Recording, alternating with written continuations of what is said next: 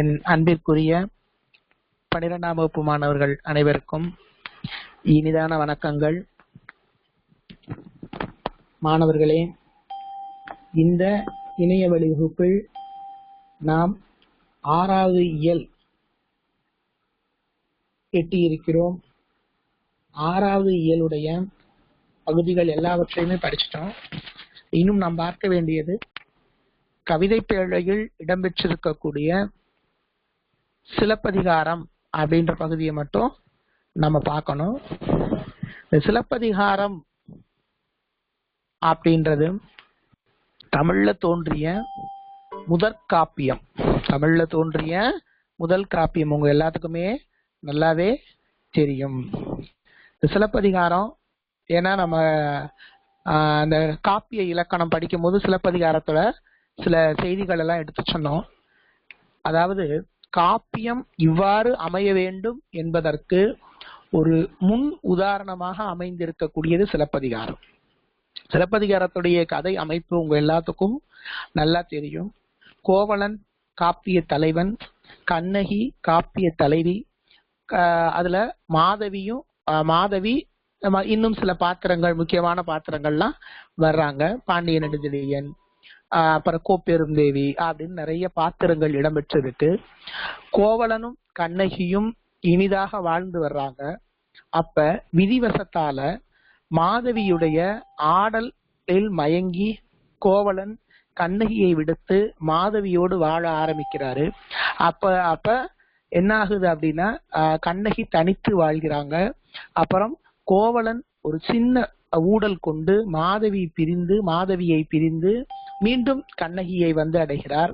அப்ப இழந்த செல்வங்களை எல்லாம் மீட்க வேண்டாம். அப்ப கோவலன் மாதவி இருந்த சூழலை பயன்படுத்தி அவங்க மாதவியுடைய தாய் என்ன செய்வாங்க அப்படின்னா, கண்ணகியிடம் இருக்கக்கூடிய பல செல்வங்களை கோவலனுக்கும் மாதவிக்கும் தெரியாமலே கவர்ந்து வந்துருவாங்க.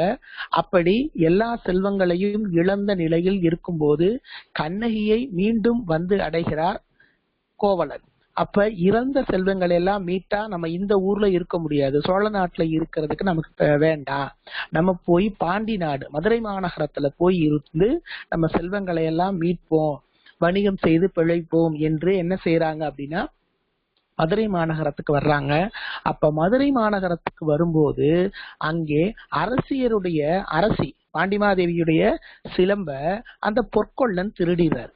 அந்த திருடி இருக்கக்கூடிய சூழ்நிலையில இவங்க என்ன செய்யறாங்க அப்படின்னா, கோவலன் கண்ணகியுடைய ஒரு சிலம்பை விற்று வணிகம் செய்யலாம் அப்படின்னு மதுரை மாநகர வீதிக்கு வர்றாரு. கண்ணகி ஒரு அரசிக்கு இணையானவங்க தான். அப்ப அரசியுடைய சிலம்பும் இவளுடைய சிலம்பும் ஒன்னா இருக்கும்போது, கண்ணகியுடைய சிலம்பும் ஒன்னா இருக்கிறத பயன்படுத்தி பொற்கொள்ளன் இவரை கல்வன்னு குற்றம் சாட்டிட்டா நாம திருட்டுல இருந்து தப்பிச்சிடலாமே அப்படின்னு நினைச்சுக்கிட்டு என்ன செய்யறாரு அப்படின்னா, மன்னன் முன்னாடி கோவலனை கொண்டு போய் நிறுத்துறாரு. அப்படி நிறுத்தும் போது ஆராய்ந்து நீதி வழங்காத அந்த மன்னன் என்ன செய்யறாரு, கோவலனை கல்வன் என குற்றம் சாட்டப்பட்டு அவருடைய தலையை துண்டிக்கிறதுக்கு ஆணையிடுறார். அப்படி ஆணையிடும் போது இந்த நிலை வந்து யாருக்கு அங்கே குறிப்புகள் வாயிலாக தெரியுது அப்படின்னா, கண்ணகி. அங்க இருக்கக்கூடிய அந்த பசுக்கள்லாம் கதறும். ஏன்னா அவங்க ரெண்டு பேரும் மாதரி வீட்டுல அடைக்கலமா இருப்பாங்க. மாதரி அவங்கதான் ஆயர் குலத்துக்கு. அவங்கள கவுந்தி அடிகள், அவங்க சமண துறவில என்ன செய்வாங்கன்னா அடைக்கலப்படுத்துறாங்க. அப்படி படுத்தும் போது இவளுக்கு அந்த கண்ணகிக்கு கோவலன் இறந்த செய்தி வருது. அப்ப மதுரை மாநகர வீதிகள்ல நீதி கேட்டு வர்றாங்க. யாரு? கண்ணகி. அங்கே போய் அரசன் முன்னாடி நீதி கேட்டு இந்த என்னுடைய மாங்கல்யம் பறிபோனதற்கு, அதாவது என்னுடைய கணவனுடைய இயக்கத்திற்கு காரணமான நீங்க வந்து அழிந்து போகட்டும் அப்படின்னு சொல்லி என்ன செய்யறாங்க அப்படின்னா, மதுரை மாநகரத்தை அப்ப தவறான நீதி சொன்ன காரணத்தினால யானோ அரசன் யானே கல்வன் என்று கூறி மன்னன் அந்த இடத்துலயே உயிர் பெறாரு. மன்னன் மனைவியான பாண்டிமாதேவியும் அதே இடத்துல உயிர் பெறாங்க. அப்ப என்னுடைய கணவனுடைய இறப்பிற்கு, என்னுடைய கண்ணீருக்கு காரணமான இந்த மதுரை மாநகரம் தீக்கிரை ஆகட்டும் அப்படின்ட்டு தீக்கிரையாக்கிடுறாங்க. அப்படி தீக்கிரையாக்கும் போது கண்ணகி பின்னாடி அங்க சேர நாட்டிற்கு போய் என்னவாகிறாங்கன்னா தெய்வ வடிவத்தை அடைகிறாங்க, தெய்வமாக மாறுறாங்க. இதுதான் நமக்கு சிலப்பதிகாரத்துடைய கதை சுருக்கம். இதுல இன்னும் நிறைய விரிவான சம்பவங்கள்லாம் இருக்கு. ஒட்டுமொத்தமான கதை சுருக்கம் சிலப்பதிகாரத்துடைய இதுதான். அப்ப ஒரு பெண்ணை முன்னிலைப்படுத்தி, அப்ப காப்பி அந்த காலத்துல பாத்தீங்க அப்படின்னா ஒரு வீடை விட்டே பெண் வெளியே வரமாட்டா. ஆனா ஒரு சாதாரண வணிக குலத்தில் பிறந்தது, ஏன்னா அதாவது மன்னனுக்கு அடுத்துதான் வணிகர் குலம். அந்த வணிகர் குலத்தில் பிறந்த ஒரு பெண் தன்னுடைய கணவன் இல்ல அப்படின்ற காரணத்துக்காக ஒரு அரசனை எடுத்து என்ன செய்யறா, கேள்வி கேட்கிறா. அப்ப ஒரு மிகப்பெரிய புரட்சியை இளங்கோவடிகள் இந்த காப்பியத்துல செய்திருக்கிறார். சிலப்பதிகாரத்தை இயற்றியது யாருன்னு கேட்டா இளங்கோவடி. அப்ப இது புரட்சி காப்பியம், சரிங்களா? அப்ப இதுல பாத்தீங்க அப்படின்னா சேர, சோழ, பாண்டிய 3 அரசர்களும் வர்றாங்க. ஆனா 3 அரசர்களை பற்றிய கதை அல்ல, ஒரு பெண்ணை பற்றிய கதை. அப்ப சேரனுக்கு அதோடைய இந்த சிலப்பதிகாரத்துடைய உட்பிரிவு பாத்தீங்கன்னா நம்ம ஏற்கனவே காப்பிய இலக்கணத்துல பார்த்திருக்கோம். ஒரு காப்பியத்துடைய உட்பிரிவு காண்டம் என்று வழங்கப்படும். அப்ப அது மதுரை காண்டம், புகார் காண்டம், வஞ்சி காண்டம். சேரனுடைய தலைநகரம் வஞ்சி, சோழனுடைய தலைநகரம் புகார், பாண்டிய நாட்டுடைய தலைநகரம் மதுரை. அப்ப அதனுடைய தலைநகரங்களுடைய பெயர்களாலேயே அந்த காப்பியத்துடைய உட்பிரிவு காண்டம் என்று வழங்கப்படுவது வந்திருக்கு. அப்ப புகார் காண்டம், மதுரை காண்டம், வஞ்சி காண்டம் என்று சொல்லப்படுது. இப்படி சேர சோழ அரசர்களை பற்றியும் அந்த நாட்டுடைய வளங்களை பற்றியும் இங்க இளங்கோவடிகள் பதிவு செய்திருக்கிறாரு. 3 அரசர்களுமே ஒற்றுமையாக காட்சியளிக்கிறாங்க. அதனால இதுக்கு ஒற்றுமை காப்பியம்னு பேர், தேச காப்பியம் என்று பேர். தமிழ்ல தோன்றிய முதல் காப்பியம் இது. அப்ப உரையிடையிட்ட பாட்டுடை செய்யுள், இடையில நிறைய செய்யுள்கள் இருக்கும், வடிவிலையும் வரும், சரிங்களா? அப்ப உரை இடையிட்ட பாட்டுடை செய்யுள். அப்படி அதே மாதிரி ஒரு அந்த காலத்துல பாத்தீங்க அப்படின்னா மன்னனை முன்னிலைப்படுத்தி தான் காப்பியங்கள்லாம் செய்துட்டு இருக்காங்க. தமிழ்ல தோன்றிய முதற் காப்பியம் சிலப்பதிகாரம் தான்.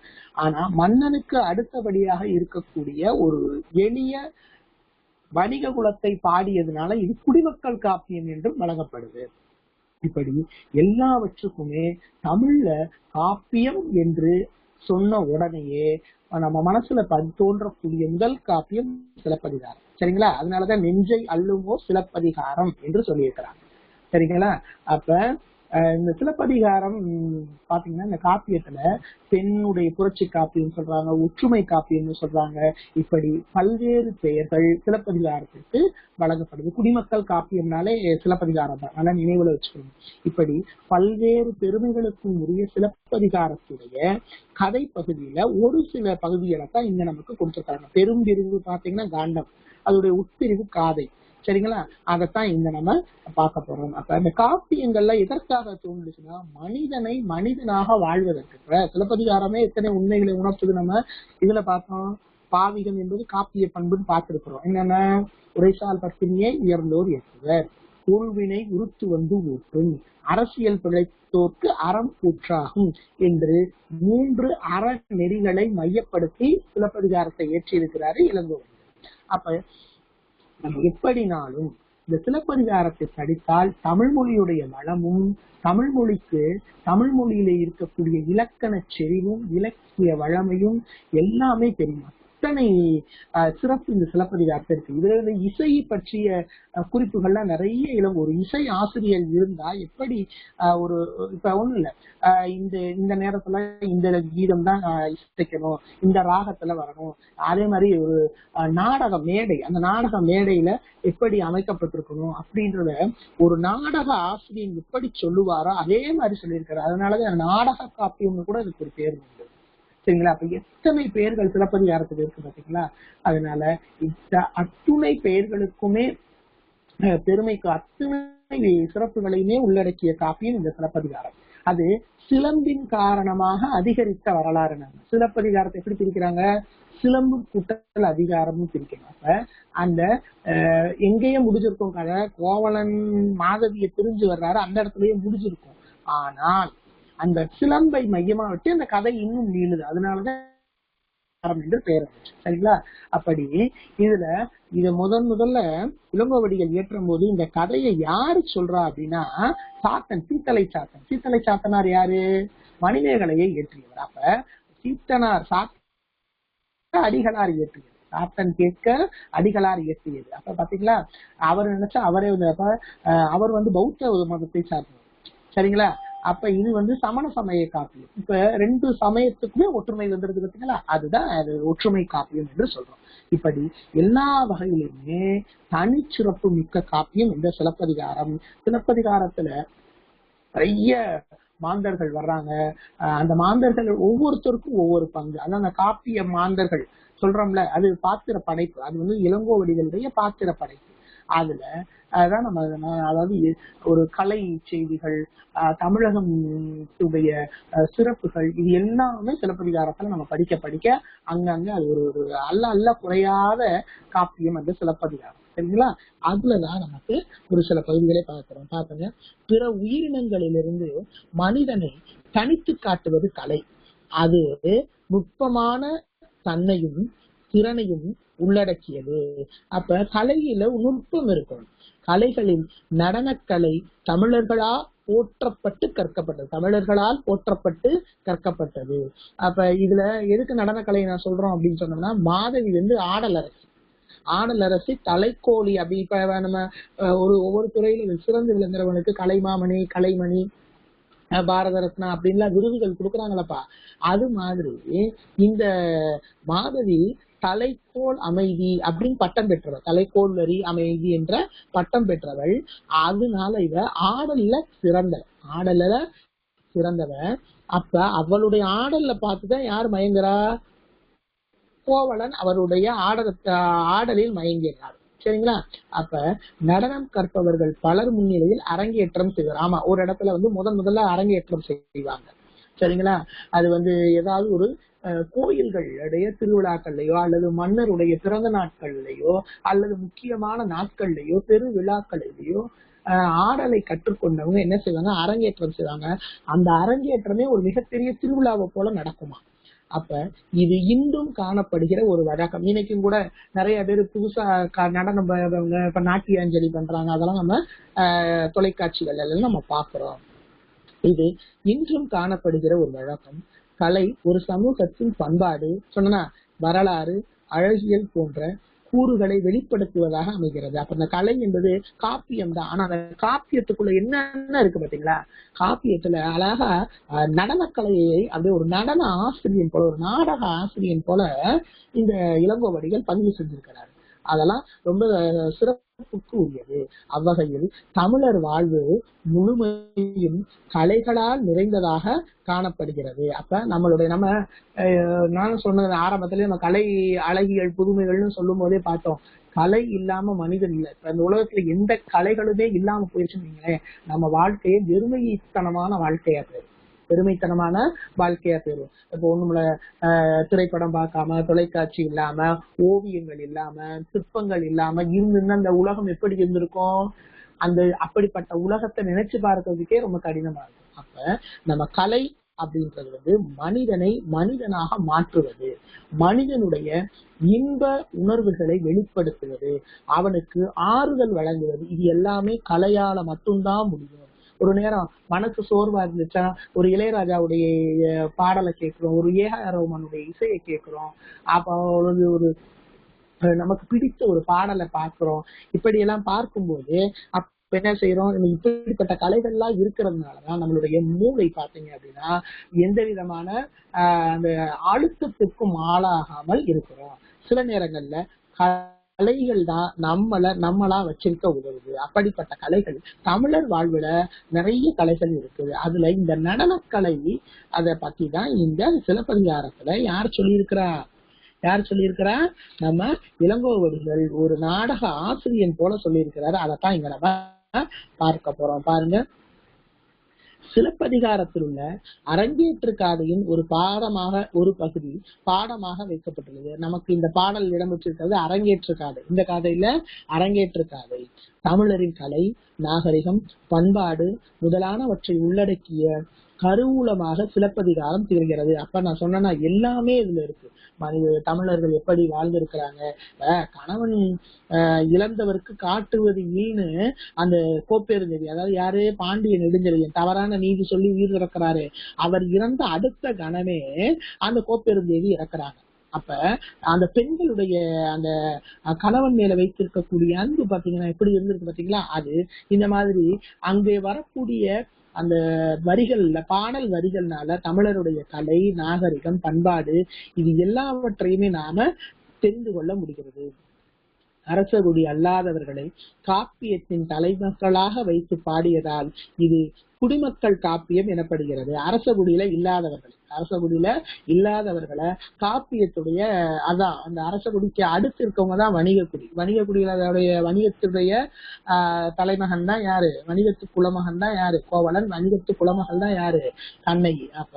அப்ப அரசனுக்கு அடுத்து இருக்கக்கூடிய வணிகர் குலத்தில் தோன்றியவரை பாட்டுடை தலைவராக வைத்து பாடியதால் இது குடிமக்கள் காப்பியம் எனவும் வழங்கப்படுகிறது. புகார், மதுரை, வஞ்சி காண்டங்கள் முறையேனா ஒவ்வொன்றுக்கு நேரப்பா. புகாருக்கு சோழ நாடு, மதுரைக்கு பாண்டி நாடு, வஞ்சினா சேர நாடு. சேர மன்னர்களை பற்றியவை என்பதால் மூவேந்தர் காப்பியம் எனவும் அழைக்கப்படுகிறது. முதலாக பெண்ணை முதன்மை பாத்திரமாக கொண்டு அவள் அரசனை எதிர்த்து வழக்காடியதை பாடியதால் புரட்சி காப்பியம் எனவும் அழைக்கப்படுகிறது. இயல், இசை, நாடகம் சொன்னோமா, இயல் வருது, இசை வருது, நாடகம். அதனாலதான் இதுக்கு ரொம்ப முக்கியமான பேரு முத்தமிழ் காப்பியம். அதை சொல்ல மறந்துட்டோம், அது ரொம்ப முக்கியம். மூவேந்தர் காப்பியம், குடிமக்கள் காப்பியம், அப்புறம் என்ன முத்தமிழ் காப்பியம் என்று எதிர்த்து வழக்காடியதால் இதெல்லாம் குறிச்சுக்கிறணும். புரட்சி காப்பியம், அப்புறம் இயல், இசை, நாடகம் ஆகிய 3 கூறுகளும் இடம்பெற்றதால் முத்தமிழ் காப்பியம் என்பனவாகவும் செய்யுளாகவும் பாடலாகவும் உரைநடையாகவும் பாடப்பட்டுள்ளதால் இது உரையிடையிட்ட பாட்டுடை செய்யுள் எனப்படுகிறது. மேலும் இந்நூல் பொதுமை காப்பியம், ஒற்றுமை காப்பியம், வரலாற்று காப்பியம் எனவும் அழைக்கப்படுகிறது. சிலப்பதிகாரத்தின் கடை தொடர்ச்சி, அதாவது கோவலனுக்கும் மாதவிக்கும் பிறந்த மகள் தான் மணிமேகலை. அந்த மணிமேகலையை பற்றிய காப்பியம் தான் மணிமேகலை என்று சித்தலை சாத்தனார் இயற்றிய காப்பியம். அதனால இது ரெண்டும் இதோடைய கதை தொடர்ச்சி தான். அதனால சிலப்பதிகாரத்தோட கதை தொடர்ச்சி தான் மணிமேகலை. அதனால என்ன செய்யணும், இது ரெண்டுக்கும் என்னன்னு பேருப்பா? இரட்டை காப்பியம் என்று பெயர். என்னன்னு பேரு? இரட்டை காப்பியங்கள் என அழைக்கப்படுகின்றன. சிலப்பதிகாரத்தை இயற்றியவர் இளங்கோவடிகள். சிலப்பதிகாரத்தை யாரு இயற்றினான்னு உங்களுக்கு நல்லா தெரியும், இளங்கோவடிகள். சேரன் தம்பி சிலம்பை இசைத்ததும், சேரன் செங்குட்டுவனுடைய தம்பி, சரிங்களா? இமயவரம்பன், நற்சோனை 2 பேருக்கும் பிறந்தவர் தான் இளங்கோவடிகள், சரிங்களா? சேரன் தம்பி சிலம்பை இசைத்ததும் என்று பாரதி குறிப்பிடுகிறார். பரந்தரு காதையில் இளங்கோவடிகள் தன்னை பற்றிய குறிப்பு தருகையில் தான் செங்குட்டுவன் தம்பி என்பதையும், சேரன் செங்குட்டுவனுக்கு தம்பி என்று குறிப்பிடுகிறார். அப்ப சேர மன்னன் தான் இவர் என்பதையும் குறிப்பிட்டு இருக்கிறார். அப்படி சிலப்பதிகாரம் இத்தனை சிறப்புகளையும் உள்ளடக்கி இருக்கிறது. என்னென்ன காப்பியம்னு சொல்றாங்க? குடிமக்கள் காப்பியம், மூவேந்தர் காப்பியம், புரட்சி காப்பியம், முத்தமிழ் காப்பியம், பொதுமை காப்பியம், ஒற்றுமை காப்பியம், வரலாற்று காப்பியம், இது போக இரட்டை காப்பியங்கள் என்று சிலப்பதிகாரமும் மணிமேகலையும் வழங்கப்படுகிற தமிழ்ல தோன்றிய முதற் காப்பியம், உரையிடையிட்ட பாட்டுடை செய்யுள் என்று அத்துணை சிறப்புகளையும் உள்ளடக்கிய ஒரு அருமையான காப்பியம் இந்த சிலப்பதிகாரம். சரிங்களாப்பா? சிலப்பதிகாரத்தை எப்படி பிரிக்கணும்னு சொல்லியிருக்கோம்? சிலம்பு கூட்டல் அதிகாரம். சிலம்பு கூட்டல் அதிகாரம், அதாவது சிலம்பின் காரணமாக அதிகரித்த வரலாறு. இங்க நமக்கு அரங்கேற்று காதையில, இது அரங்கேற்று காதைனால கதை புரிந்த பாடல் தான், அந்த கதையை சொல்றதுதான். இப்ப மாதவியுடைய அந்த நடனம் அரங்கேறுது, அரங்கேறுது. அதைத்தான் இந்த பாடத்துல நாம் பார்க்க போறோம். பாருங்க, மாதவியின் நாட்டிய பயிற்சி. பெருந்தோள் மடந்தை காது அவள் புரிகுழல் மாதவி தன்னை ஆடலும் பாடலும் அழகும் என்று இக்கூறிய 3இன் ஒன்று குறைபடாமல் 7 ஆண்டு இயற்றி ஓர் 6 ஆண்டில் சூழ்கழல் மன்னர்க்கு காட்டல் வேண்டி. அப்ப என்ன செய்றாங்கன்னா, மாதவியுடைய நடனம் அங்க அரங்கேற போகுது. பாருங்க, மாதவியுடைய நாட்டிய பயிற்சியை பத்தி நம்ம சொல்றாங்க. பாருங்க, பெருந்தோள் மடந்தை. பெருந்தோள் என்றால் பெருமையான தோள். எப்படிப்பட்ட தோல்னா அழகிய தோள்களை உடையவள். தோள்கள் இவங்களுக்கு சொல்லும் போது, ஆண்களுக்கு சொல்லும் போது அப்படி மூங்கில் போல தோல் இருக்கும். அப்ப பெண்ணுக்கு சொல்லும் போது அழகிய தோல் இருக்கும். அப்ப அழகிய தோள்களை உடைய மடந்தைனா பெண். பெண் யார் அப்படின்னா மாதவி. அப்ப பெருந்தோல் மடந்தை. பெருந்தோல் எப்படி பிரிக்கணும்? பெருமை கூட்டல் தோல். மையீறு என்னது? ஈறுபோதல் விதிப்படி மை விதிக்கிறதும், அதுக்கப்புறம் பெரு கூட்டல் தோல். தோல் அதாவது ரெண்டுக்கு இடையில என்ன ஆகுது? ஒரு ஒற்று மிகுது. அதனால என்னது? பெருந்தோல். நல்லா பாரு, தகரத்திற்கு இனமான நகரமை தோன்று இனமிகள் விதிப்படி. அப்ப முதல் விதி ஈறுபோதல், ரெண்டாவது என்னது? இனமிகள். பெருந்தோல் மடந்தை தாது அவள் புரிகுழல். தாதுன்னா தேன் பா, குறிச்சுக்கோங்க. தாது என்ன அர்த்தம்? தேன். அவள் அப்படின்னா தேன் நிறைந்த. அவிழ்தல் அப்படின்னா தேன் மலர்ந்த. அவிழ்தல்னா மலர்ந்த. அப்ப தேன் மலர்ந்த புரிகுழல். புரிகுழல்னா என்ன? குழல்னா கூந்தல் பா. புரிகுழல்னா சுருண்ட கூந்தல். பெண்களுக்கு சில நேரம் சுருண்ட கூந்தல் இருந்தா அழகா இருக்கும். அப்ப தாது அவள் புரிகுழல் மாதவி தன்னை. அப்ப தேன்கள், தேன் நிறைந்த பூக்களை உடைய சுருண்ட கூந்தல், பூக்களை கொண்டிருக்கக்கூடிய. அப்ப கூந்தல்ல என்ன சொல்லியிருக்கா? பூச்சூடி இருக்கான்னு அர்த்தம். சுருண்ட கூந்தல். புரிகுழல் இலக்கண குறிப்பு என்னப்பா? புரிகுழல். புரிகின்ற குழல், புரியும் குழல் வினைத்தொகை. அப்ப பாத்தீங்க அப்படின்னா தாது அவள் புரிகுழல் மாதவி தன்னை. அப்ப தேன் நிறைந்த பூக்களை கொண்டிருக்கக்கூடிய சுருண்ட கூந்தலை உடைய அந்த மாதவியை ஆடலும் பாடலும். ஆடல் பாடல் அழகு. சிலருக்கு ஆடல் நல்லா வரும், பாட வராது. இது ஆடல் பாடல் அழகு இருக்காது. ஆனா மாதவி மூன்றுமே நிரம்ப பெற்றவர். ஆடல் பாடல் அழகு, இது மூன்றும். அப்ப இது மூணுக்கு இலக்கண குறிப்பு என்னது? ஆடலும் பாடலும் அழகும். இலக்கண குறிப்பு என்னப்பா? எண்ணுமை. என்னது? எண்ணுமை. ஒன்றுக்கு மேற்பட்ட வெளிப்படையா வந்திருக்கனால எண்ணுமை. இன்று இக்கூறிய மூன்றில் ஒன்று குறைபடாமல். இதுல ஒண்ணு கூட குறையாமல். இந்த என்னன்னா ஆடல் பாடல் அழகு, இந்த மூன்றுமே தோன்றிய ஒரு அழகிய பெண்ணாக இக்கூறிய மூன்றின் ஒன்று குறைபடாமல் 7 ஆண்டு இயற்றி. 7 ஆண்டு அப்படின்னா அவ என்ன செய்யறா அப்படின்னா 5வது ஆண்டுல தன்னுடைய நடன பயிற்சியை தொடங்குறாள். எத்தனை வயசுல? 5 வயசுல. 5 வயதுல 5 ஆண்டில் ஆடல்களை கற்க தொடங்கிய அந்த மாதவியானவள் 7 ஆண்டு வரை, அப்ப 5 7 எத்தனை? 12 வயது வரை. 5 வயசுல தொடங்கினவ 12 வயது வரையும் ஆடலை என்ன செஞ்சுக்கிட்டா? முறையா கத்துக்கிட்டாங்க. 7 ஆண்டு இயற்றி அப்படின்னா 7 ஆண்டு வரை கலைகளை பயின்று ஓர் ஈராண்டில், சரிங்களா, தன்னுடைய 12வது வயது, ஈராறுனா 12, 2 6 எத்தனை? ஈராறா 12. தன்னுடைய 12வது வயதில் சூழ்கழல். சூழ்கழல் அப்படின்னா அணிந்த கழல். கழல்னா என்னப்பா? ஆண்கள் அணியக்கூடிய அணிகலனுக்கு பேர் கழல். பெண்கள் அணியக்கூடியதுக்கு பேர் தான் சிலம்பு. அந்த சிலம்பு அதுதான் சிலப்பதிகாரத்துல யாரு? கண்ணகி அணிஞ்சிருக்கிறது. இந்த கழல் என்பது ஆண் அணிந்திருக்கக்கூடிய வீரக்கழல். என்னது? வீரக்கழல் அணிந்த. கழல் என்பது பாதத்துல அணியக்கூடிய, அதாவது கால்கள்ல அணியக்கூடிய ஒரு அணிகலன். அது ஆண்கள் அணியக்கூடியது. அப்ப சூழ்கழல் மன்னருக்கு, வீரக்கழல் அணிந்த மன்னருக்கு காட்டல் வேண்டி.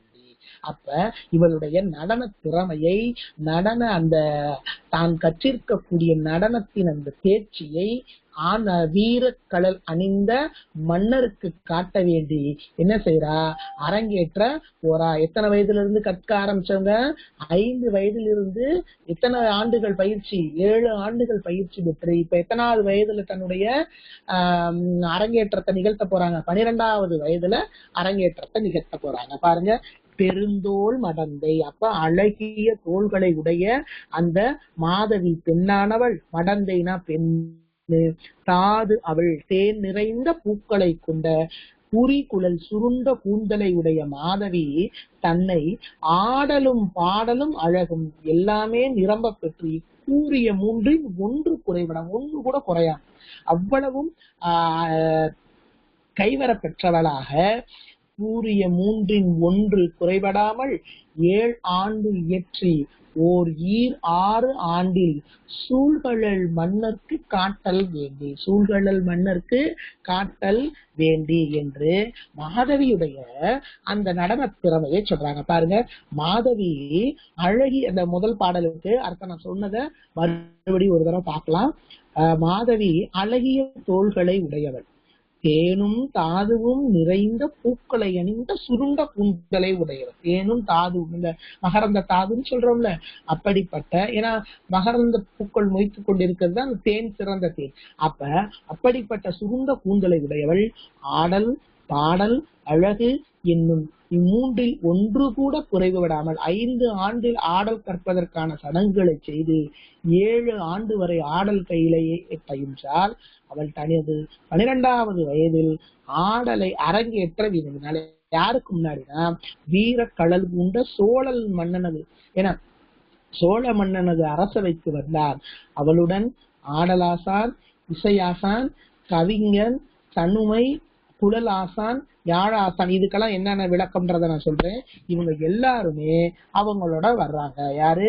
ஆடல் ஆசான், ஆடல் சொல்லி கொடுத்த ஆசான், இசையுடைய ஆசான், கவிஞன், ஆனா அந்த பாடல் எழுதணும்ல, கவிஞன், தனுமை என்பது இசைக்கருவி, அதுக்கப்புறம் குழல், குழல்னா மூங்கிய, நம்ம புல்லாங்குழல்னு சொல்றோம்ல, அது வாசிக்கக்கூடியவங்க, யாழ் மீட்கிறவங்க, இவங்க எல்லாருமே அவரோடு இந்த இந்த கற்றுக் கொடுத்த ஆசான்கள் எல்லோரும் எங்க வர்றாங்க? அந்த அரங்கேற்ற மண்டபத்திற்கு மாதவியோடு வருகிறார்கள் என்று சொல்லப்படுது. சரிதானப்பா? அப்ப முதல் பாடல் உங்களுக்கு புரியுதா? முதல் பாடல் புரியுதுன்னு நினைக்கிறேன். அடுத்து 2வது பாடல்ல பார்ப்போம். நாட்டிய அரங்கின் அமைப்பு. எண்ணிய நூலோர் இயல்பினில் வழாது மன்னகம் ஒரு வழி வகுத்தனர் கொண்டு புண்ணிய நெடுவரை போகிய நெடும் களை கண்ணிடை ஒருசான் வளர்ந்து கொண்டு நூல் நெறி மரபின் அரங்கம் அளக்கும். அதுவரையும் பார்ப்போம். எண்ணிய நூலோர் அப்படின்னா, நூலோர்கள் அப்படின்னா அந்த கற்று அறிந்த சான்றோர்கள். அப்ப திறம்பட, எண்ணிய அப்படின்னா திறம்பட கற்றறிந்த சிற்ப நூலாசிரியர்கள். சிற்பங்கள் எழுதுவாங்கல்ல, இப்ப சிற்பம்லாம் இப்படிதான் இருக்கணும்னு ஒரு நூல்லாம் இருக்கும்ல. இப்ப நம்ம பொம்மை செய்ய விரும்புறோம்னு வைங்களேன், ஒரு காகிதத்துல ஒரு பொம்மை சொன்னா, காகிதத்தை வந்து இத்தனை அளவு வந்து வெட்டணும், இத்தனை அளவு ஒரு அகலம் இருக்கணும் அப்படின்னு வெட்டுறோம்ல, அது மாதிரி சிற்பங்கள் இப்படித்தான் இருக்கணும்னு ஒரு நூல் இருக்கும், அதுதான் சிற்ப நூல். அப்ப எண்ணிய நூலர் அப்படின்னா திறம்பட கற்ற சிற்ப நூலாசிரியர்கள் இயல்பினில் வழாதுன்னா மாறுபடாதுன்னு அர்த்தம். தன்னுடைய இயல்பிலிருந்து மாறுபடாமல், வழாது என்பது என்ன அளவடை? அளவடைக்கு முன்னாடி ஒரு எழுத்து தான் வந்திருக்கு. அப்ப என்ன அளவடை? செய்யுளிசை அளவடை. என்ன அளவடை? செய்யுளிசை அளவடை சொல்லி கொடுத்துருக்கேன். வழாது, லா, நெடில் குறில் பக்கத்துல வந்திருக்கு. அளவடை, அளவடைக்கு முன்னாடி ஒரே ஒரு அசை மட்டும் வந்துருந்துச்சுன்னா அது செய்யுளிசை அளவடை அல்லது இசை நிறை அளவடை. செய்யுளிசை அளவடைக்கு இன்னொரு பேர் தான் இசை நிறை அளவடை. அப்ப தன்னுடைய இயல்பினிலிருந்து மாறுபடாமல் மன்னகம்னா தன்னுடைய இந்த பூமி, நானிலம், என்னென்ன குறிஞ்சி, முல்லை, மருதம், நெய்தல், இந்த 4 நிலத்திலும் ஒரு வழி வகுத்தனர் கொண்டு, ஒரே வழியாக கொண்டு புண்ணிய நெடுவரை. புண்ணிய அப்படின்னா நெடுவரை, வரைனா மலை பக்கச்சுக்க, வரைனா என்னது? மலை. அப்ப புண்ணிய நெடுவரை அப்படின்னா புண்ணியம் நிறைந்த, அதாவது புண்ணியத்திற்கு பேர் போன நெடுவரை, நீண்ட மலை குறிச்சுக்கோங்க. நீண்ட மலை போல நீண்ட நெடுவரை போகிய. அப்ப புண்ணிய, இந்த இடத்துல எந்த மலையை சொல்றாங்க? நெடுவரைன்னு எந்த மலையை சொல்றாங்கன்னா பொதிகை மலை குறிச்சுக்கோங்க. புண்ணிய நெடுவரை எதுனா பொதிகை மலை. புண்ணிய நெடுவரை போகிய அப்படின்னா அத ஒரு பொதிகை மலை இருந்தா அது எப்படி இருக்கும்? அந்த பொதிகை மலை போல புண்ணிய நெடுவரை போகிய போன்ற நெடும் களைனா மூங்கில்னு அர்த்தம் குறிச்சுக்கோங்கப்பா. கலைன்னு என்ன அர்த்தம்? மூங்கில்.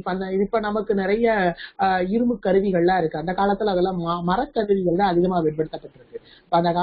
அந்த காலத்துல என்ன செஞ்சிருக்கிறாங்க, அந்த மேடை. இப்பதான் நம்ம என்ன செய்யறோம், இந்த சாமியான பந்தல் அதெல்லாம் போடுறாங்க. அப்ப அந்த காலகட்டத்துல எப்படி இருக்கும் அப்படின்னா, வெறும் மூங்கிலை வைத்துதான் பந்தல்லாம் அமைச்சிருப்பாங்க. அப்ப அரங்கேற்ற மண்டபத்தை எப்படி அமைச்சிருக்கிறாங்கன்னா, ஒரு நீண்ட பொதிகை மலை போல, புண்ணியங்களுக்கு பேர் போன அந்த பொதிகை மலை போன்ற நீண்டு வளர்ந்திருக்கு. பொதிகை மலை எப்படி வளர்ச்சியா இருக்கும், உயரமா இருக்கும், அது மாதிரி நெடும் கலை, நீண்டு வளைந்த நீளமாக இருக்கக்கூடிய மூங்கிலை கொண்டு கண்ணிடை ஒரு சான் வளர்ந்து கொண்டு. கண்ணிடை அப்படின்னா, இந்த கணுன்றது என்ன அப்படின்னா, ஒரு மூங்கிலுக்கும் இன்னொரு மூங்கிலுக்கும் இடையில, இப்ப ஒரு மூங்கில பார்த்தோம்னா அந்த மூங்கிலுக்கு இடையில ஒரு கோடு மாதிரி இருக்கும்ல, அந்த ரெண்டுக்கும் இடையில இருக்கக்கூடிய பேர் தான் கணுன்னு பேரு.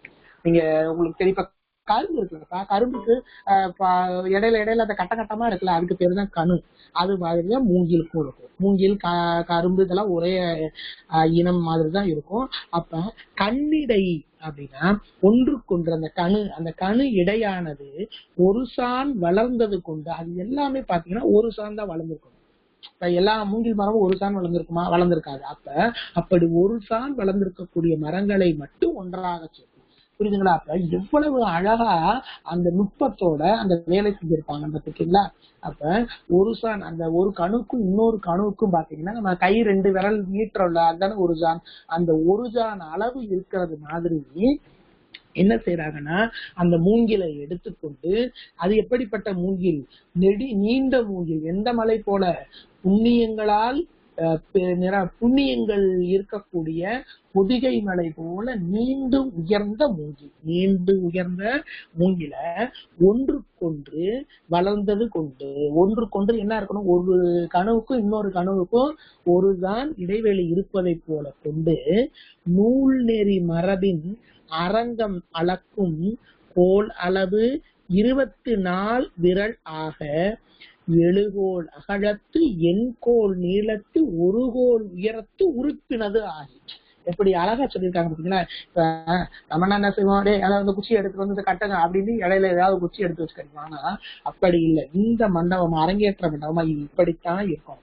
இத்தனை உயரத்துல இருக்கக்கூடிய மூங்கில் தான் இருக்கணும். மூங்கிலுடைய உயரம் அழகா பொதிகை மலை மாதிரி உயரமா இருக்கு. ஒரு கணுவுக்கும் இன்னொரு கணுவுக்கும் இடையில இடைவெளி ஒரு ஜான் இருக்கு.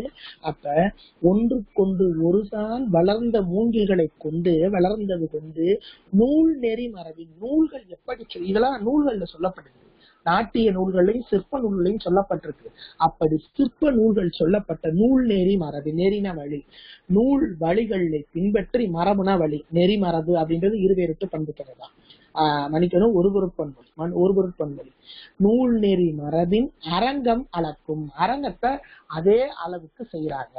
அப்ப அந்த அளவுக்கு மூங்கில எல்லாம் வெட்டுறாங்க. எந்த அளவு வெட்டுறாங்கன்னா, இந்த மூங்கில பூரா உயரமான மூங்கிலா இருக்கும். அந்த மண்டபத்துக்கு ஏற்ற மாதிரி வெட்டணும்ல. வெட்டுறது எப்படி வெட்டுறாங்கன்னா, எழுகோல் அகலம். இப்ப அந்த மூங்கில் எத்தனை கோல் அளவு இருக்கணுமா? 7 கோல். விளங்குறீங்களா? நம்ம இப்ப ஒரு சிலருக்கு அப்ப சட்டை எடுக்கும் போது இத்தனை மீட்டர் எடுங்க அப்படின்னு அளக்குறோம்னா, அது மாதிரி 7 கோல் அகலம். அதை அரங்கம் அமைக்கும் கோலாக கொண்டு, அந்த அரங்கம் அமைக்கக்கூடிய கோலாக எடுத்துக்கொண்டு, 7 கோல் அகலத்து எண்கோல் நீளம். எண்கோல்னா 8 கோல் அளவு. இப்ப நம்ம சொல்றோம்ல 8 மீட்டர் 8 சென்டிமீட்டர், அது கோல் என்பது ஒரு அளவு. அப்ப 7 கோல் அகலம், 8 கோல் நீளம், 1 கோல் உயரம். 1 கோல் உயரம். இதை எல்லாத்தையும் உறுப்பினராக இதை உள்ளடக்கியதாக வைத்து, உறுப்பினது அப்படின்னா அரங்கம் அமைத்தனர். உறுப்புனா அரங்கம். இப்படியெல்லாம் வைத்து அந்த அரங்கத்தை சுத்தி அமைக்கிறாங்க. அப்ப நீளம் எவ்வளவுப்பா? நீளம் எவ்வளவு? 8 கோல் அளவு நீளம், 7 கோல் அகலம், 7 கோல் அளவு அகலம், அப்புறம் 1 கோல் அளவு உயரம். இப்படி எல்லாவற்றையும் சரியாக முறையாக தேர்ந்தெடுத்து கொள்கிறார்கள். புரியுதுங்களாப்பா? அப்படிப்பட்ட அந்த இதெல்லாம் வைத்துக்கொண்டு பாருங்க, நூல் நெறி மரபின் அரங்கம் வளர்க்கும் கோல் அளவு 24 விரலாக அந்த இது அந்த ஒவ்வொரு கோல் இது எடுக்கிறாங்கல்ல அந்த அளவு, அந்த கைவிரல் அளவு, அந்த மூங்கில் மரம் எப்படி இருக்கணுமா ஆடவர் கைவிரல் போல எத்தனை 24 விரல். இப்ப 24 விரல் வச்சோம்னா அளவு எடுக்கும் ஜான் அளக்குறோம்ல, அது மாதிரி 24 விரல் அளவு இருக்கணுமா. அது இப்ப ஆடவர் கைவிரல் போல அந்த 24 ஒரே மாதிரி எல்லாம் ஒரு ஒரு பிசிறு கூட தட்டாம 24 விரல் அளவு உயரத்துல எடுத்து அதையே வைத்து அதை எத்தனை கோல் அளவு 7 கோல் அகலம் 8 கோல் நீளம் 1 கோல் உயரத்து உறுப்பினது ஆகி உத்திர பலகையோடு, அந்த உத்தர பலகை அப்படின்னா என்னன்னா அரங்கத்துக்கு தூண் இருக்கும், அந்த அரங்கத்துக்கு மேல தூண்ல வைக்கக்கூடிய பலகைக்கு பேர் தான் உத்தர பலகை. உத்திர பலகையோடு அரங்கின் பலகை, அது மேல வச்சிருக்கக்கூடிய பலகை உத்தர பலகை, அதுக்கு கீழே அடுத்து வச்சிருக்கிறது அரங்கின் பலகை. இந்த ரெண்டுக்கும் இடையில விளங்குதுங்களா. அப்ப உத்தர பலகை அப்படின்றது அரங்கின் தூணுக்கு மேல இருக்கக்கூடிய பலகை, அதுக்கு அடுத்து அரங்கத்துடைய பலகை. இந்த வைத்த இடைநிலம், அந்த ரெண்டுக்கும் இடையில இருக்கக்கூடிய இடைவெளி எவ்வளவா 4 நிலம் 4 கோல் அளவு. அந்த ரெண்டுக்கும் உத்தர பலகைக்கும் அந்த அரங்க பலகைக்கும் இடையில இருக்கக்கூடிய இடைவெளி எவ்வளவா 4 கோல் அளவு. எத்தனை அளவு 4 கோல் ஆக ஏற்ற வாயில் 2உடன் பொழிய. ஏற்ற வாயில் அப்படின்னா 2னா என்ன அர்த்தம், உள்ள வர்றதுக்கு ஒரு வழி வெளியே போறதுக்கு ஒரு வழி, முற்பகுதியில் முன்னாடி பிற்பகுதியில போறது மாதிரி. ஏன்னா அடுத்தடுத்து காட்சிகள் வர பார்ப்பவர்கள் இடையூறு வரக்கூடாதுல பாரு. அந்த காலத்துல எவ்வளவு அழகா சிந்திச்சிருக்கிறாங்க. இப்ப சில திரையரங்குகள்லாம் பாத்தீங்கன்னா ஒரே வழியில தான் உள்ள வருவாங்க, ஒரே வழியில வெளியிடுவாங்க. நம்ம அந்த மாதிரி ஆனா ஒரு பகுதியில உள்ள வரவும் ஒரு பாதையில வெளியே போகணும். அப்ப எவ்வளவு அழகா சொல்றாங்க பாரு. ஏற்ற வாயில் 2உடன் பொழிய தோற்றிய அரங்கில் தொழுதனர் ஏற்ற. அப்ப அங்க தோற்றி அந்த அரங்கத்தை பாக்குறவங்க எல்லாருமே தோற்றிய அரங்கில், தோற்றியன தோன்றிய அந்த அரங்கத்தை தொழுதனர் அப்படின்னா புகழ்ந்தனர் அர்த்தம். எப்படி ஏற்ற அப்படின்னா புகழ, எல்லோரும் புகழ்ந்து யாவரும் போற்றும்படி, பார்ப்பவர்கள் யாவருமே புகழும்படி அது என்ன செய்யறாங்க அந்த அரங்கத்தை அமைச்சிருக்கிறாங்க பாருங்க. எண்ணிய நூலோர் இயல்பினில் வழாது மன்னகம் ஒரு வகிலி வகுத்தனர் கொண்டு புண்ணிய நெடுவரை போகிய நெடுங்கழை கண்ணிடை ஒருசான் வளர்ந்தது கொண்டு நூல் நெறி மரபின் அரங்கம் அளக்கும் கோல் அளவு 24 விரலாக 7 கோல் அகலத்து 8 கோல் நீளத்து 1 கோல் உயரத்து உறுப்பினது ஆகி உத்திர பலகையோடு அரங்கின். அப்ப உத்தர பலகைக்கும் அரங்கின் பலகைக்கும் இடையில இருக்கக்கூடிய அளவு 4 கோல் அளவு. வைத்த இடைநிலம், இடைநிலம்னா இடைவெளி 4 கோலாக ஏற்ற வாயில் என்பது பெயரச்சம். அந்த வரக்கூடிய வாயில் 2உடன் ஒன்னு உள்ள ஒன்னு வெளியே, உள்ள போறதுக்கும் உள்ளே நுழைவதற்கும் வெளியே செல்வதற்குமாக 2 வழிகளை ஒளிய தோற்றிய அரங்கில் தொழுதனர் ஏற்ற பூதரை எழுதி. பூதரம் அப்படின்னா 5 பூதங்கள். பூதர் தான் என்ன அர்த்தம் 5 பூதங்கள்.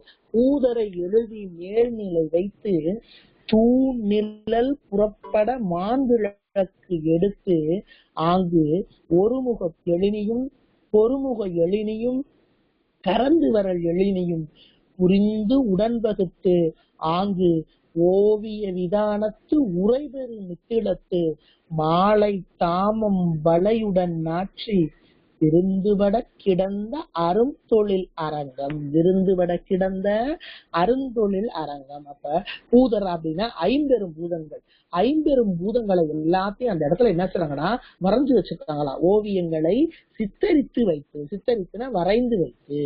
பூதரை எழுதினா வரைந்தோம், சித்திரம் எழுதினான், சித்திரம் வரைந்தான். அப்ப 5 பூதங்களை எழுதி மேல்நிலை வைத்து. மேல்நிலை உயரமான இடம், மேல்நிலை என்பது பண்பு தொகைதான். உயரமான இடங்களில் வைத்து தூண் நிழல் புறப்பட, அந்த தூணுடைய நிழல் உள்பகுதியில விழாத மாதிரி. தூணுடைய நிழல் உள்ள பகுதியில விழுந்துச்சுன்னா திரையில தெரியும், அது பார்ப்பதற்கு தெரியாத இருக்கிறது மாதிரி அந்த தூண்கள்ல அந்த இருக்கு பாத்தீங்கன்னா. அதுல என்ன சொன்னா விளக்குகள் வச்சிருக்காங்க, அழகான விளக்குகள், லைட்டிங்ஸ் வைக்கிறோம்ல அது மாதிரி. இப்ப ஒரு சில வீடுகள்ல பாத்தீங்கன்னா தூண் வச்சு அந்த தூண் மேல விளக்கு வச்சிருப்பாங்க. அந்த மாதிரி தூண் நிழல் புறப்பட மான் விளக்கு. மான் விளக்குன்னா பெருமைக்குரிய விளக்கு. அந்த மாட விளக்கு அந்த அவையிலையும் நாடக அரங்கில் அதுக்கு என்ன காரணம்னா அந்த தூணுடைய நிழல் உள்ள விழாத மாதிரி, தூணுடைய நிழல் உள்ள விழாதபடி எவ்வளவு அழகா அந்த நுட்பத்தோட அந்த அரங்கத்தை வடிவமைச்சிருக்கிறாங்க பாருங்களேன். ஒரு கலை, இப்ப நம்ம சொல்லணும் தோட்டாதரணி அவங்க எல்லாம் பாக்குறோமே திரைத்துறையில, அந்த மாதிரி கலையாசிரியர்கள் மாதிரி செஞ்சிருக்கிறாங்க.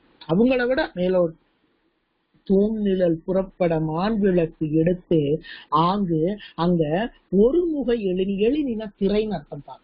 இந்த 3 வகையான திரைச்சீலைகளை சொல்றாங்க. இப்ப நம்ம ஒரு சில திரைப்படங்கள் பார்க்கும்போது திரைச்சீலையில மேல இருந்து கீழே உயரமா விழுகும். அப்படி விழுகும் போது என்ன ஆகும், கீழே சில திரையரங்கள்லாம் பாத்தீங்கன்னா சிவப்பு நிறங்கள்ல லைட்டால பச்சை நிறத்துல லைட் எல்லாம் வச்சிருப்பாங்க. அது பார்ப்பதற்கு அழகா இருக்கும். சிறு வயதுல நாங்கெல்லாம் அதை பார்ப்பதற்காகவே திரைப்படங்களுக்கு எல்லாம் போவோம். அது மாதிரி முதல் எடுத்தா ஸ்கிரீன் எப்படி தூக்குறாங்க, சில நேரத்துல இடையில ஸ்கிரீன் போடுவாங்க, அதெல்லாம் பார்ப்பதற்கு ரொம்ப அழகா இருக்கும். அப்ப ஒரு முக எளிமை அப்படின்னா ஒரு புறத்துல இருந்து மறுபுறம் விழுகிறது. ஒரு புறத்துல இருந்து இப்ப நம்ம இழுத்து விடுறோம்ல, அதுதான் ஒரு முக எளிமை. பொறுமுக எளிமைனா என்ன அர்த்தம்னா அதே மாதிரி இன்னொரு இது சொல்றாங்க, மேடையில ஒரு புறத்துல இருந்து மறுபுறத்துக்கு செல்றது ஒரு முகத்துல, 2 புறத்திலையும் நடுவுல ஒன்னோடு ஒண்ணு பொருந்துறது மாதிரி இருக்கிறது பேரு பொறுமுக எளிமை. அது பொறுமுக திரைன்னு பேரு. சரிங்களா? 2 புறத்திலையும் ஒன்றோடு இந்த பக்கமும் சேர்ந்து ஒரு பக்கத்துல ஒரே பக்கத்துல விழுந்தா அது ஒரு முக எளிமை.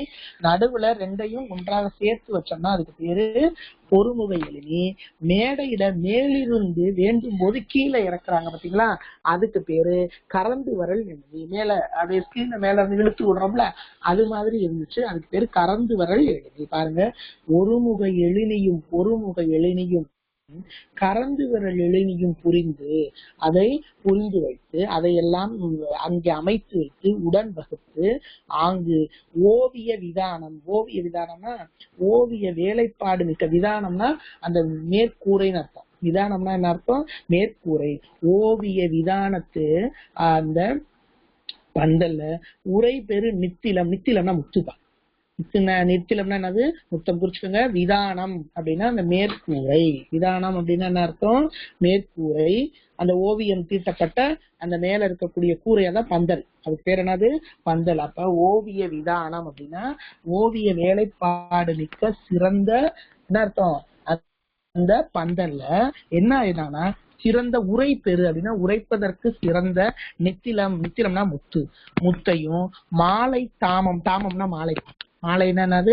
தம முத்து மாலைகள் எல்லாம் மாலைகளாக வளையுடன் நாற்றி, வளைனா தொங்க விட்டு, வளையல்னா அர்த்தம் தொங்க விட்டு, நாற்றி அப்படின்னு அமைத்து விருந்துபட புதுமையாக, விருந்துனாலே புதுமை நமக்கு ஏற்கனவே தெரியும், விருந்துபட கிடந்த அருந்தொழில் அரங்கம். அப்படி புதுமையெல்லாம் போற்றக்கூடிய அளவிற்கு, ஏன்னா ஒவ்வொரு தொழில்நுட்பம், ஒவ்வொரு டெக்னிக் அப்படின்னு நம்ம சொல்றோம்ல, அப்ப புதுமையாக செய்த அருந்தொழில் அரங்கம். அரங்கம்னா என்ன அர்த்தம்? அந்த அரங்கேற்ற நடக்கக்கூடிய இடம், அந்த மண்டபம். அந்த மண்டபத்தை அருந்தொழில் அப்படின்னா சிறந்த தொழில்னு அர்த்தம். விருந்துபட கிடந்த அப்படின்னா விருந்துனா புதுமைகள் எல்லாம் தோன்றக்கூடிய அளவிற்கு சிறந்த தொழிலோடு சிறந்த தொழில்முறைகள் எல்லாம் வைத்து அங்கே அந்த அரங்கத்தை அமைத்திருக்கிறார்கள். யாரு? நாட்டிய அரங்கத்துடைய அமைப்பு. இத எப்படி எழுதியிருக்கிறார் பாருங்க இந்த இளங்கோவடிகள், அதுதான் நம்ம போற்றுவதற்குரியது. அப்ப மாதவியுடைய நாட்டிய பயிற்சியும் அந்த நாட்டிய அரங்குடைய அமைப்பு எப்படி இருந்துச்சு அப்படின்றதான் இன்னைக்கு நம்ம பார்த்திருக்கோம். பாருங்க, திறம்பட கற்றுணர்ந்த சிற்ப நூலாசிரியரால் சொல்லப்பட்ட இயல்புகளிலிருந்து மாறுபடாத நன்னிலத்தை ஆடல், அந்த நிலத்தை தேர்ந்தெடுக்கிறதே ரொம்ப அழகா தேர்ந்தெடுக்கிறாங்க பாருங்க. ஆடல் அரங்கிற்காக தேர்ந்தெடுத்தனர். பொதிகை மலை போன்ற மலைகளிலே மீண்டு வளர்ந்த மூங்கில்களை ஒன்றுக்கொன்று இடையே ஒரு சான் அளவு கணுக்களை கொண்ட மூங்கிலை கொண்டு வந்தனர். நூல்களில் கூறப்பட்ட முறையாலே அரங்கம் அமைத்தனர். தம் கை பெருவிரல், சொன்னமா ஆடவருடைய கைப்பிரல்ல 24 விரல் அளவினை கொண்டதாக அம்மூங்கிலை வெட்டினர். அதை வச்சுக்கிட்டு அந்த 24 தான் அந்த மூங்கில அடிப்படையா வச்சுட்டு எல்லாத்தையும் ஒரே சீராக செய்யறது. அதை அமைக்கும் கோலாக கொண்டு அதில் 7 கோல் அகலமும் 8 கோல் நீளமும் 1 கோல் உயரமும் உடையதாக நாட்டிய அரங்கத்தை அமைத்தனர். அரங்கின் தூணி மேல் வைத்த உத்திர பலகைக்கும் தளத்தில் இருக்கும் பலகைக்கும் இடையே இடைவெளி 4 கோல் அளவாக இருந்தது. அரங்கின் உள்ளே செல்லவும் வெளியே வரவும் ஏற்ற அளவுகளுடன் 2 வாயில்கள் அழகாக அமைக்கப்பட்டிருந்தன.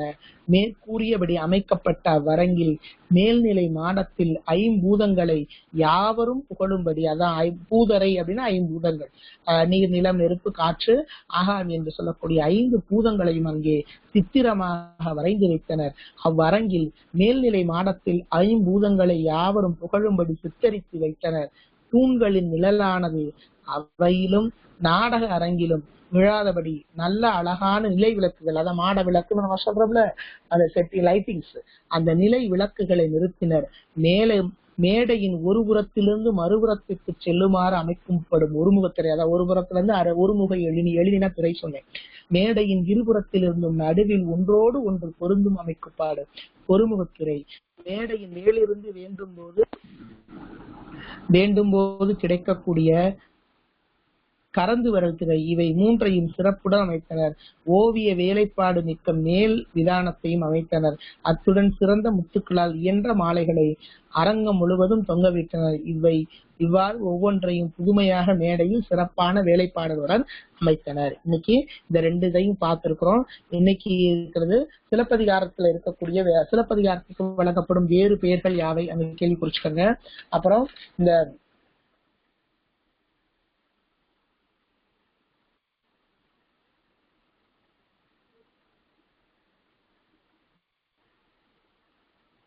சிலப்பதிகாரத்துக்கு வழங்கக்கூடிய வேறு பெயர்கள் அது குறிச்சுக்கோங்கப்பா.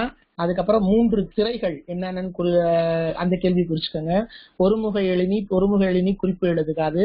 நாட்டிய அரங்கின் அமைப்பை இளங்கோவடிகள் காட்சிப்படுத்தும் பாங்கு அது. சரிங்களா? இது 3 கேள்வியும் படிச்சுக்கோங்க. இந்த சிலப்பதிகார பகுதி இன்னும் நிறைவடைகிறத நம்ம என்ன செய்வோம் அப்படின்னா அடுத்த வகுப்புக்காகவும். இன்றைய வகுப்பில் இணைந்த அனைத்து மாணவர்களுக்கும் என்னுடைய மனமார்ந்த நன்றி.